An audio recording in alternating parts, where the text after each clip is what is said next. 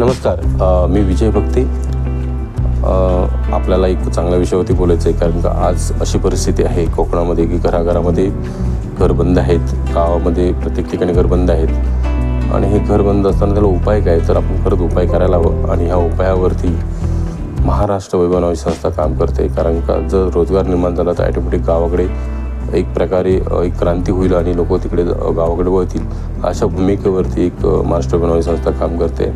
त्याचबरोबर मराठी माणसाला उद्योजक व्हायला हवं ही स्वप्न घेऊन ही जी महाराष्ट्र वैभव नावाची संस्था आहे हे काम करते. मला वाटतं आपल्या सर्व लोकांनी तर कोकण वाचवत असेल, आपली गावं वाचवायची असतील आणि महाराष्ट्र लोकांना उद्योजकाकडे वळायचं असेल तर महाराष्ट्र वैभव एक चांगली संस्था आहे. आपण त्याच्याकडे संपर्क करावा. मलाडला त्यांचं ऑफिस आहे आणि आपण ह्या संस्थेकडे कनेक्ट झालात तर एक नवीन मार्ग निर्माण होईल, जो आपल्या महाराष्ट्र वैभव आणि महाराष्ट्राला पुन्हा मोठंसं वैभव जे आपल्या नावावर पाळलेलं आहे महाराष्ट्र, त्याला अजून पुढे कसं नेता येईल. तळागाळातील लोकांना घेऊन ही संस्था काम करते आणि मला वाटतं आपण याचा संपर्क करायला हवा, एवढंच मी बोलतो. कारण का प्रयत्न स्वतःपासून करायला हवा, दुसरा कोणी येऊन करेल असं नाही. मी हमेशा म्हणतो की प्रयत्न हा स्वतःपासून झाला पाहिजे आणि मला वाटतं तुम्ही तसंच विचार केला प्रत्येकाने तर नक्कीच बदल होईल. कारण बदल व्हायला स्वतःपासून गरजेचं आहे ना. धन्यवाद.